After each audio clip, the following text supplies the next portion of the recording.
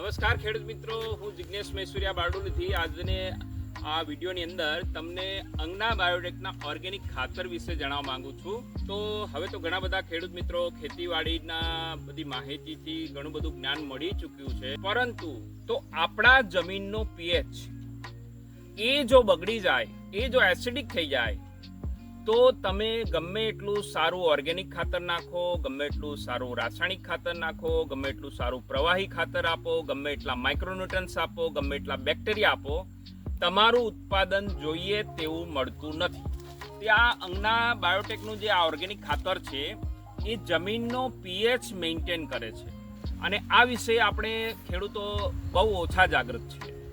તો મારે તમને કહેવાનું એ જ છે કે આ અંગના બાયોટેકના ઓર્ગેનિક ખાતર વાપરો, જેથી કરીને જમીનનો પીએચ મેન્ટેન થાય.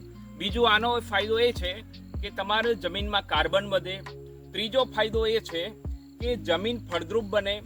ચોથો ફાયદો એ છે કે આની અંદર કોઈ પણ ઘાસનો બિયારો કે માટી આવતી નથી, શુદ્ધ ખાતર છે. આ ઓર્ગેનિક ખાતર વાપરવાથી જે તે પાકની અંદર ઉત્પાદન ક્ષમતા જમીનની વધી જાય છે. કે જેમ બને તેમ રાસાયણિક ખાતર ઓછું કરી અને ઓર્ગેનિક ખાતર એ તમારે વાપરવા જોઈએ, જેથી કરીને આપણા પાકની અંદર સારામાં સારું ઉત્પાદન લઈ શકીએ. તો એના માટે આ એક અંગના બાયોટેક કરીને કંપની છે, જેનું આ શેરડી તમે જોઈ શકો છો. તો આ અંગના બાયોટેકના ખાતર મેળવવા માટે મારો સંપર્ક કરો, Jignesh Maisuria Bardoli. Thank you very much.